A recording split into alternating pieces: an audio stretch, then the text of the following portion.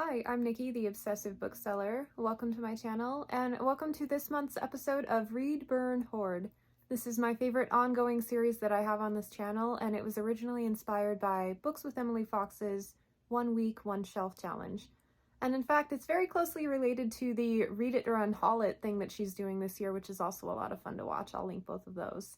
At the end of last video, I drew from a jar, and we are now focusing on shelf 25 for this month. It's one that's a little bit higher up in the stacks, and I'm not gonna lie, I've looked at it already, and I have no clue what I'm gonna do this month because it requires a lot of physical reading, and I just had an eye injury, and physical reading is quite limited at this time. There are some shelves I hit where there's like clear winners, clear books that I want to read that month, and I know for sure some that I want to unhaul. This one, everything is kind of in the middle. I'm gonna have to do a lot of thinking and researching. In any case, let's go look at the shelf. Okay, shelf 25 is this one right here. We're gonna kind of go at an angle so that I can keep the camera a bit straight. Okay, so the first thing up is The Glass Dragon by Sean McMullen, Tale of the Moonworld Saga. Now this one, I'm actually wildly interested in reading. Let me show you the covers. What I have here is book 2, and here's the cover for book 1. Nothing too amazing, but book 3, holy cow, and then my favorite, book 4. From the title, this is giving me a very fantasy vibe, but from the covers, I'm getting more science fiction, which I think is a cool mashup. And then if you read the back of this one, I got about 4 sentences down before I read the word vampire. Okay, you have my total attention. And actually, I would really like to read the first one. However, in ebook alone, it's $13 to buy. And if I'm going to do that, I may as well buy a hardcover. So I think that's the only thing that may hold me up from perhaps starting that one this month. I have a coverless copy of Empress, book 1 of the God Speaker series by Karen Miller. I feel like I want to like this author. I tried a book by her. It had mage in the title, and DNF'd it after about 100 pages when not much had happened. And so I'm kind of... Oh, Innocent Mage, that's the one I tried. And so I've been kind of hanging on to this one just because I think I'd like to give her another try. I may even retry that one that I put down because it wasn't a bad book, it just wasn't as engaging as I wanted it at the time. But I would like to give this author a try. I may digitalize this just because it's not got a cover and it's not something that I plan to read anytime soon, but I think that would be a really good one to do some research on. I've got The Legacies, first book in the Corian Chronicles by Ellie Modisett, signed by the author and personalized. This was one of the most awkward authored signings I ever went to. I'm not a huge fan of his writing. The Soprano Sorceress, I can't even tell you if I read the final book in that because I was so bored I wasn't engaged at all. But, it was, typical Portal fantasy. My mom has read these and quite liked them, so I'm hoping I'll like them a bit more. This one is one that I've long been interested in.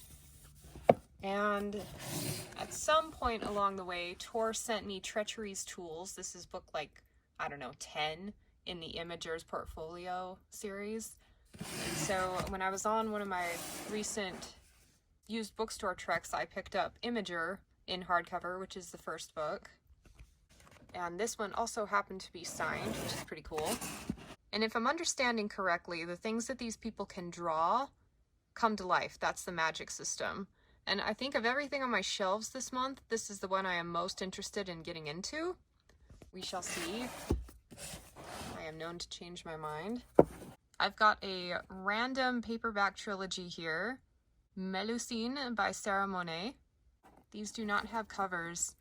But every single time I go through a purge of my library and come to this series here, I research it and find a whole bunch of really positive things about it, like really surprisingly high ratings.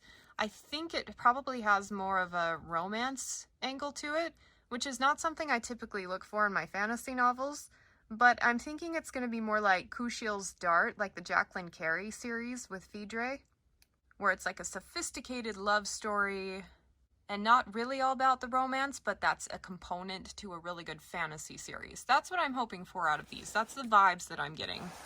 But we'll have to look more into that again. I'm gonna set that first one aside for research. The Allie Beckstrom series by Devin Monk.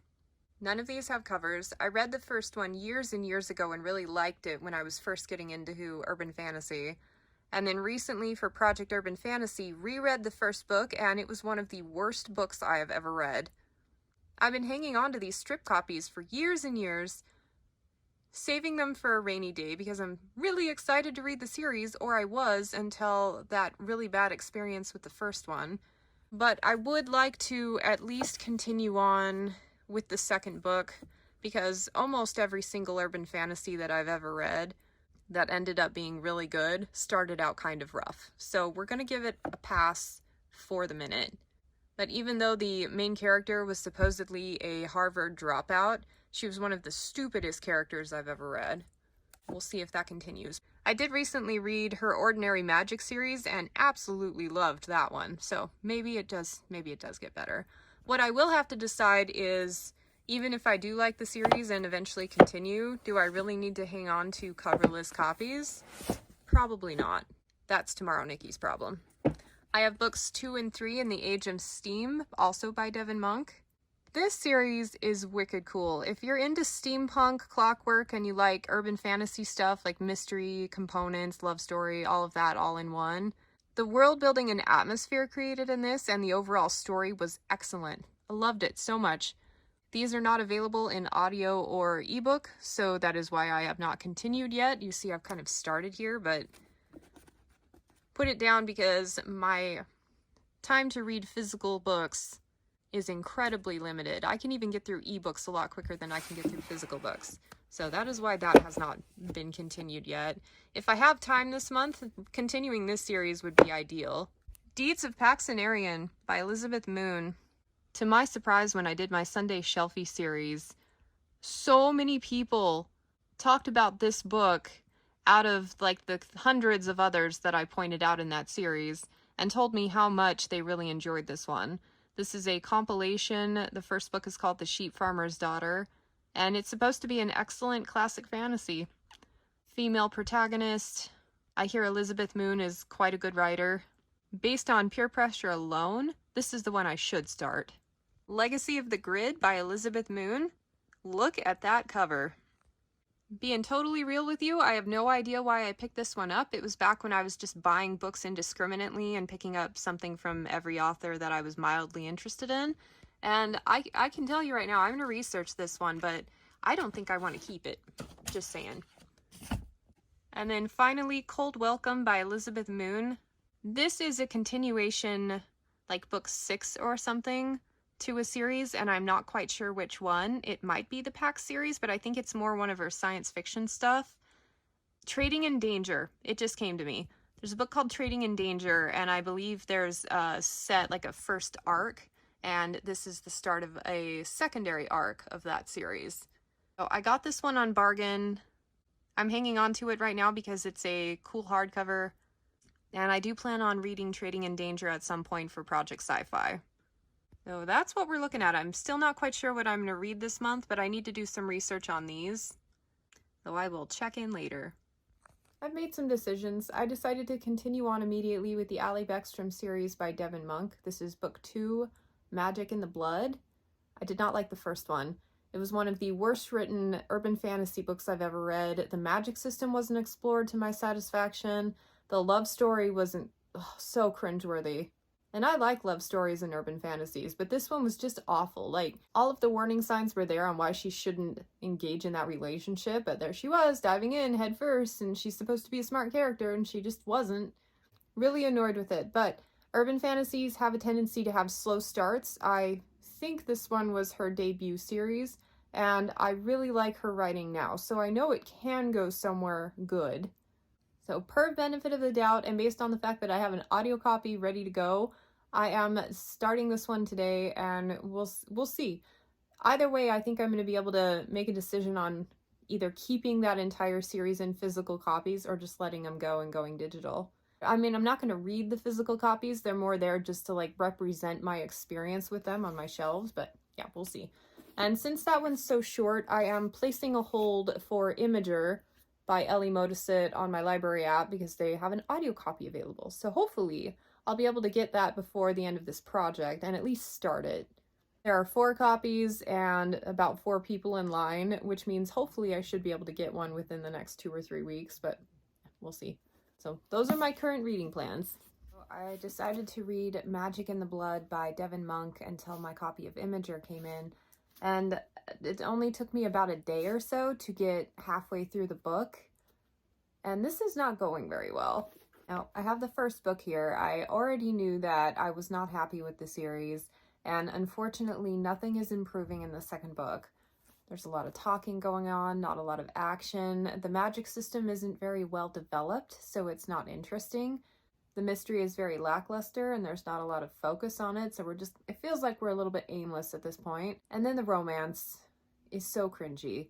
It's not checking any of my boxes. There is nothing appealing about this person, and yet I'd say a good 20% of the dialogue and thoughts that she's having are about this person. Considering how many really good books I have going right now, I don't know if it's going to be worth my time to finish it. So I have all of the books here that I've collected over the years. Mine are strip copies at least, which make it a little bit easier to make a decision here. But I think, even though I love the way the spines look and I love having these on my shelves, they don't have covers. And I am doing Project Urban Fantasy. I'll link that in the description. I have an entire list on Goodreads with all of the series that I'm excited to get to. And while I eventually would like to make my way through all of them, even the somewhat bad ones, this has now put itself at the very bottom of that list. Here's what I'm going to do. I think I'm going to burn these this month and then make myself a deal that if I read all of the other urban fantasies that I'm actually excited about and that I like, then I can go back and either borrow these from the library to continue or just buy them again. And this is how I'm kind of tricking myself, because there's no way I'm going to finish everything else on my list and then have time to come back to these. This is not quite the worst one that I've ever read, but it's darn close. And it may get better. I love this author, but you know, I have this thing lately where I'm starting to realize that just because I love a series by an author does not mean I need to love all the series by the author. It also doesn't mean I need to read all the series by the author.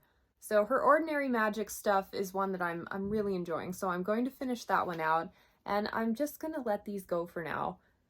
It's a shame because they've been sitting on my shelves for so long, and I was saving them for a rainy day because I thought I would really love them. But alas, it was not meant to be. I also made some decisions on these other ones that I've been hanging on to. Melusine by Sarah Monet. Really, really awful reviews for this one on Goodreads. To the point where I'm like, well, I was really excited to read it, but maybe perhaps not so much anymore. The last time I checked, this series was only available in physical copy edition. There's no ebook, there's no audiobook. So because I was initially interested in it and I'd like to give it a try at some point, I'm going to hang on to these. If they were available digitally, I may have been okay getting rid of the physical copies of them and just saving them in my online TBR or whatever.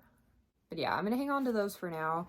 The other one I looked into, Legacy of the Grid by Elizabeth Moon. Evidently this is a set of 2 books, a prequel story to the Deeds of Paxenarion.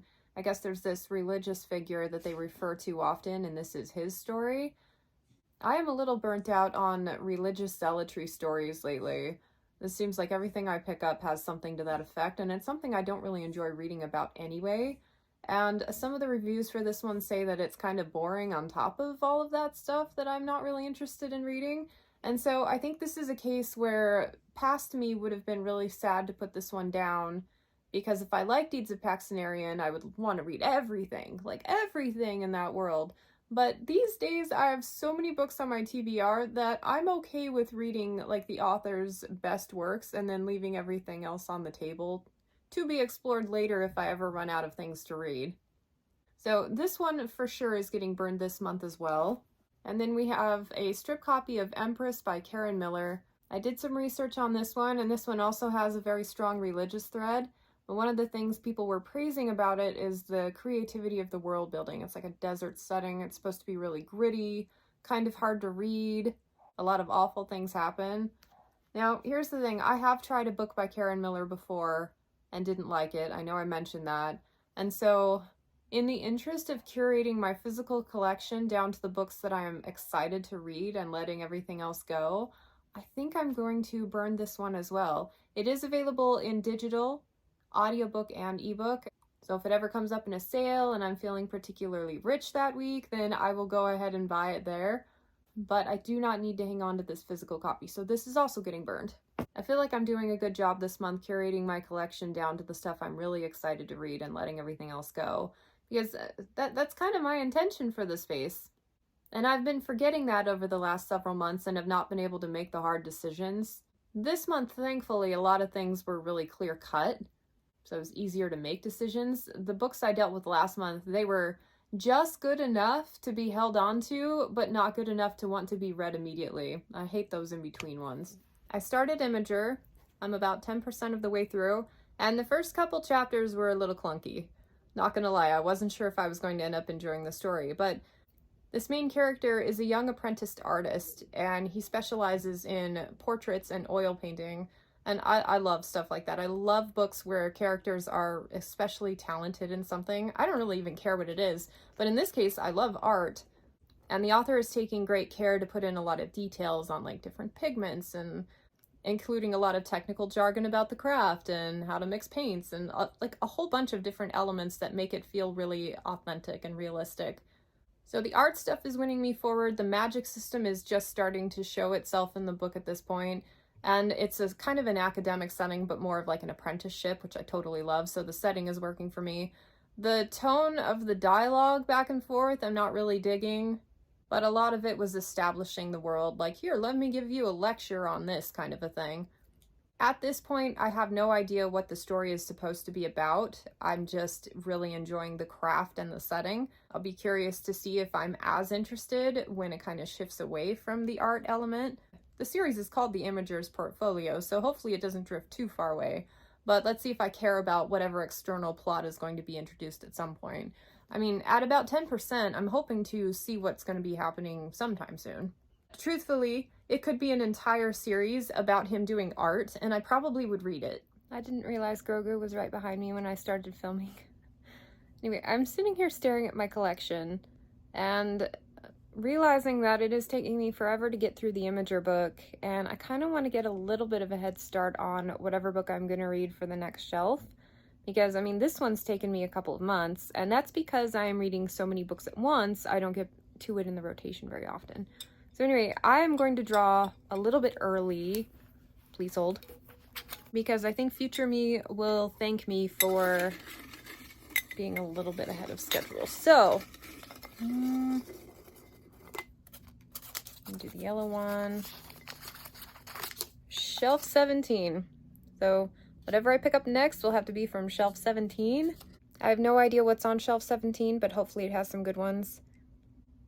To be continued. I sure am creeping along in this book at a sluggish pace. I'm probably approaching 60%, and I've been reading for like 2 months.